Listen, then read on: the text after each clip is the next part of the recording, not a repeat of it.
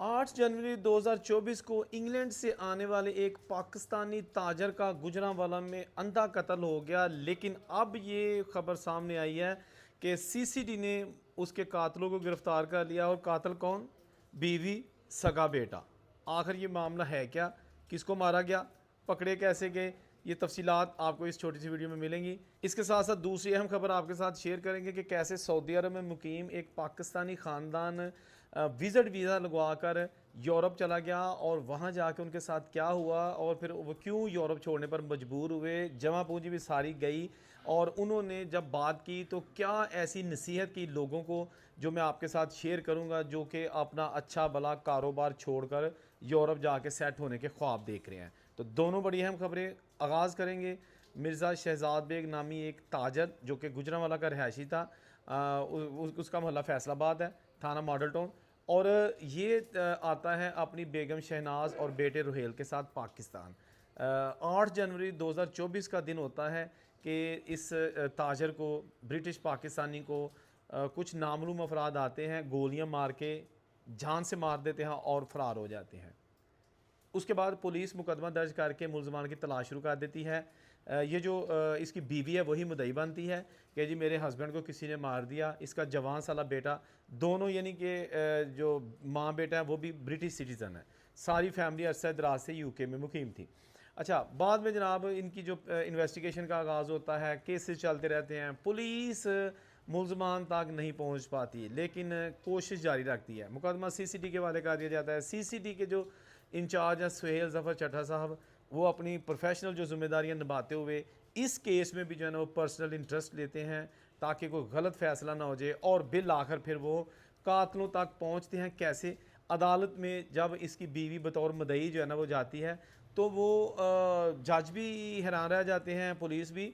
हर एक को माफ़ करी जाती है और माँ भी इस तरीके से करती है कि जैसे वो जान छुड़ाना चाहती है इस केस से, वो भूल जाना चाहती है। वो ये ख़त्म, उसके चेहरे से ये नहीं लग रहा था कि उसके हस्बैंड की का मर्डर हुआ है। वो बिल्कुल मुतमिन नज़र आ रही थी। तो पुलिस को थोड़ा सा शक हो गया कि इतनी मेहनत से हम केस को आगे लेके जा रहे हैं तो ये खातून क्यों जो है ना वो हर एक को इस तरह माफ़ करती जा रही है जैसे कोई इसके दिल में चोर है। उन्होंने इन्वेस्टिगेशन स्टार्ट की, इनके साथ भी सारा कुछ। और बिल आखिर अब ये केस 2 साल बाद रिजॉल्व हो गया है। इस केस का जो पूरा पंडोरा बॉक्स खुला हुआ था वो सामने आ गया कि रुहेल जो शहजाद का बेटा था वो और बेगम, इन्होंने उसको मारा है जायदाद के तनाज़े में। ये आ गई इसकी वजह, जायदाद का तनाज़ा था। अब ये तनाज़ा क्यों था? कुछ रिपोर्ट्स में ये भी बताया गया कि शहजाद जो है ना वो दूसरी शादी करना चाहता था किसी जगह पे। तो ये जो बेटा और बीवी थी, इन्हें ये था कि अगर किसी और जगह अब्बा शादी करेगा तो कम से कम ये जो जायदाद है, प्रॉपर्टी है, उसमें उनका भी हिस्सा होगा। तो ये चीज़ें भी सामने आई थी। ये चीज़ें भी जो है ना वो काफ़ी जगह रिपोर्ट्स हुई हैं कि ये जो एक शादी का चक्कर था, उसके बाद जायदाद की मुंतकली और जायदाद के जो बंटवारा करना था, वो सारा कुछ इस मर्डर का काज बना। और इस अंधे कत्ल का सीसीडी ने बिल आखिर सुराग लगा लिया है। वेल डन सीसीडी कि आपने एक बेगुनाह आदमी जिसको मार दिया गया था उसके कातलों को पकड़ लिया है। अब इसके बाद जो वहाँ पर कमेंट्स थे, मुख्तलिफ जो पोस्टें लगी हुई हैं, तो मोस्टली लोग यही कह रहे थे कि जी जहाँ शहजाद को भेजा गया है, यानी कि मार दिया गया है, ऊपर चली गई उसकी रूह, तो इनको भी जो है ना वो शहजाद के पीछे भेजा जा सके ताकि ये ख़ानदान आपस में दोबारा ऊपर जाके मिल जाए, यानी कि इनका ख़त्म कर दें इनको भी। एनीवेज, दूसरी खबर, सऊदी अरब में एक 18 साल से मुकीम पाकिस्तानी जिसने वहाँ पर क्या कहते हैं ज़ीरो से स्टार्ट किया, मेहनत मजदूरी की और वो ठेकेदार बन गया। शटरिंग, जो लेंटर वगैरह और मकान बिल्डिंग लाइन का ठेकेदार था।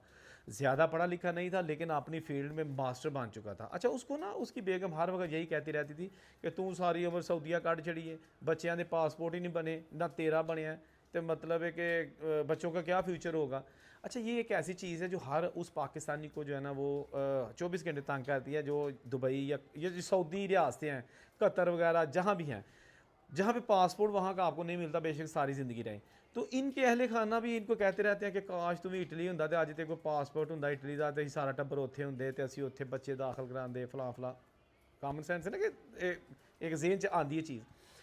अच्छा, इस बंदे ने जनाब अपना सारा कुछ किया, एजेंट के हत्थे चढ़ गया, उसने इससे पैसे लिए, विज़िट वीज़ा लगवा के उसने इसको भेज दिया स्पेन। अच्छा स्पेन ये गया ना, लेकिन इसको बेसिकली इसने पुर्तगाल जाना था। अभी फ़िलहाल पुर्तगाल की इमिग्रेशन बंद है, तो आज से तकरीबन 2 साल पहले ये इमिग्रेशन खुली हुई थी। जो भी लीगल इलीगल बंदा पुर्तगाल में चला जाता था, वो फॉर्म जमा वहाँ पे करवा के तो अपनी नेशनल जो टीआरसी कार्ड उसका प्रोसेस शुरू कर सकता था। आपने टैक्सेस देने हैं, 5 लाख करवाई, टैक्सेस देने शुरू कर दिए, जॉब शो की, तो आपको पहला टीआरसी कार्ड मिल जाता था 2 साल बाद। अच्छा इस बंदे ने स्पेन का वीज़ा लगवाया, पुर्तगाल चला गया, वहाँ जाके इसने अपना केस जो है ना वो अप्लाई कर दिया। अब इसके पास ना तो जॉब, बीवी बीवी साथ। अच्छा ये मैं आपको बता दूं कि ये नहीं वो अकेला गया है, फैमिली वीज़ा लगवा के गया, एक बेटा और दो बीवी और ख़ुद 3 लोग। अच्छा वहाँ जाके जनाब जॉब नहीं थी, ये ठेकेदारी करने जो है ना वो करने का आदी था। अच्छा इसने घर ले लिया, महंगा मिल गया, उसके बाद इसने खाना पीना अखराजात टैक्स भी पल्ले से देना। इसके ना 6 महीने के अंदर अंदर तकरीबन जो आधी इसकी सेविंग थी ना वो जैसे भी है इसने उड़ा दी, कुछ एजेंटों को दे दी, कुछ विजिट वीज़े वालों को दे दी, बाकी पैसा इसने पाकिस्तान रखा हुआ था कि किसी तरीके से वो पाकिस्तान में रहे, ताकि मैं वहाँ मेरे साथ कुछ हो भी जाए तो मेरा कम से कम पाकिस्तान वाले बैंक में पैसा रहे। तो वो ये जनाब वहाँ पे करता रहा। अच्छा ये जो इसकी बेगम है ना, वो वहाँ का माहौल देख के तंग आ गई। जितना ज़्यादा उसको शौक था बाहर जाने का, उतनी ज़्यादा जल्दी उतर गया। उन्हें रंडी ने घर च पाता कि मैं तो मेरे पुत्र ने जाना है वापस पाकिस्तान, अहाँ नहीं रहना इत्थे। समझ आ गई, हमने यहाँ नहीं रहना, हमने जाना वापस पाकिस्तान। यहाँ तो कोई हमसे बात नहीं करता, ना हम ज़बान को ही आती है पुर्तगीज़ ना कुछ। अच्छा इनके आपस में तू मैं तकरार, यहाँ तक कि ठीक ठाक इनकी डेली मुँह मारी होने लगी, क्योंकि हस्बैंड कहता था कि तेनू क्या सी कि असी ना जाइए, तू ही कहती था सानू यूरोप का पासपोर्ट चाहिए, हम भुगतो। अच्छा बहरहाल काफ़ी जो है ना इन्होंने तगोदो की, 1 साल गुजार लिया, 1 साल गुजार लिया, पैसे सारे ख़त्म, एक दिन जॉब नहीं की, कुछ भी नहीं किया। इसको यही मान था कि मेरे पास पैसे हैं तो मैं टैक्स वहाँ से दे जाता हूँ। अच्छा ये जो लोग जिनको टैक्स देने का यानी कि पल्ले से टैक्स देना, जो पुर्तगाल के लोग हैं या यूरोप के लोगों ने इस चीज़ की समझ है कि अगर आप वहाँ पे जॉब नहीं करते लेकिन आप गवर्नमेंट को शो करना है कि मैं जॉब कर रहा हूँ, ठीक है ना, तो आप फिर किसी जाली सी कंपनी का कॉन्ट्रैक्ट लेके ना तो पल्ले से टैक्स देते थे उस कंपनी वाले को कि यार ये तेरी कमीशन है, बाकी टैक्स मेरा जो 300 कुछ बनते थे वो पे कर दे, ताकि गवर्नमेंट को पता चले कि मैं यहाँ पे जॉब कर रहा हूँ। बहरहाल इतनी इनमें जो ना आपस में चुपकलश हुई कि वो बिल आखिर बीवी जो है ना अच्छा ये हस्बैंड कहता मैंने नहीं जाना, बीवी ने अपने बच्चे को लिया और वो पाकिस्तान। जब आपका टीआरसी कार्ड अभी नहीं मिला होगा ना बाहर का मतलब है कि यूरोप का, तो आप पाकिस्तान आते हैं तो वापस आप नहीं जा सकते। मींस कि आपके पास वापसी का रास्ता ख़त्म हो चुका था, जो वीज़ा था वो एक्सपायर हो चुका था, विजिट वीज़ा था 1 महीने का, आपने 1 साल गुजार दिया। तो अब आपका टीआरसी कार्ड ऐसी चीज़ थी अगर आपको वो मिल जाता तो आप वापस जा सकते थे, बट नो, उसने चांस नहीं लिया। वो लड़की ख़तून जो है पाकिस्तान आ गई, उस खतून को गए हुए अभी 1 महीना भी नहीं होता तो ये बंदा बेसिकली आ गया होता है। तो इसको भी कोई मशवरा देता है कि भाई चुप कर, पाकिस्तान जा, उतो वापस सऊदी अरब जा, उत्थे ही मेहनत मजदूरी कर। तो इस बंदे ने वाकई ऐसे किया।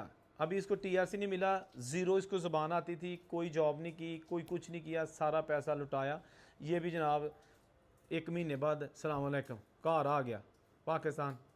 और उसके बाद अब मुझे ये पता चला है कि दोबारा वो सऊदी अरब चला गया है, और सऊदी अरब जाके आप पता नहीं, अल्लाह करे उसका बिज़नेस चल जाए, अल्लाह करे वो वही खोया हुआ मुकाम वापस ले ले, मुकाम भी और मकान भी, जिस मकान में रहता था, दोनों चीज़ें वापस ले ले।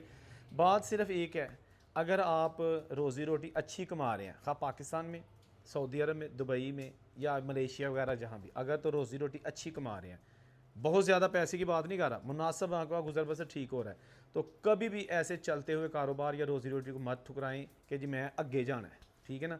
अगे दा अगे करता बंदा अगे टुर जाता है, लेकिन ये ज़रूरियात जो है ना दुनिया की ख़त्म नहीं होती। हर वीडियो में लेसन होता है, सबक होता है, पर्सनल एक्सपीरियंसेस होते हैं, लोगों की सच्ची बातें होती हैं। फ़ैसला बाद में आपने खुद करना है। मेरी तरफ से आप जहाँ मर्ज़ी जाएँ, सऊदीया जाएँ, दुबई जाएँ, कनाडा जाएँ, मुझे बिल्कुल आपके जाने से कोई प्रॉब्लम नहीं है, खुशी होगी, लेकिन लीगल तरीके से जाएं।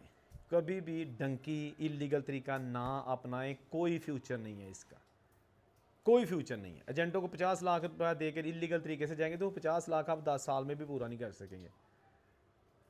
कमाएंगे ज़रूर, लेकिन वो घर भेजेंगे लाख रुपया महीने का तो वो खाते जाएंगे, जोड़ेंगे नहीं पैसा। कोई जड़ा होंगे वो ਤੁਹਾਡੇ से कि पिंड उत्थे पिंड कर लाँगा तो पैसे जुड़े होंगे, 10 साल ला के आ जाएगा, फिर कारोबार करांगा, पैसा नहीं जो कोई जुड़ना।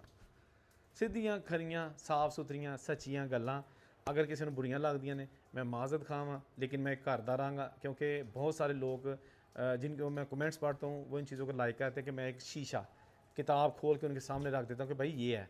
मैं एजेंटों की तरह सुहाने ख्वाब नहीं दिखाता कि भाव जी विजिट वीज़ा लाओ, ਜਾਂਦੇ ही उत्थे असाइलम करो, 6 महीनों बाद ਤੁਹਾਡਾ असाइलम पास हो जाना, ਤੁਹਾਨੂੰ नैशनैलिटी मिल जाएगी, बच्चे भी ला जाओ, कमाई करो। नहीं, it seems to be impossible in these days.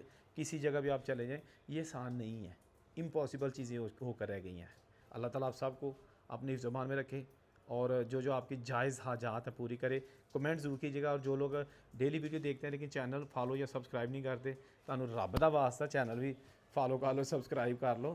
तो मैनू दिओ इजाज़त। अल्लाह हाफिज़।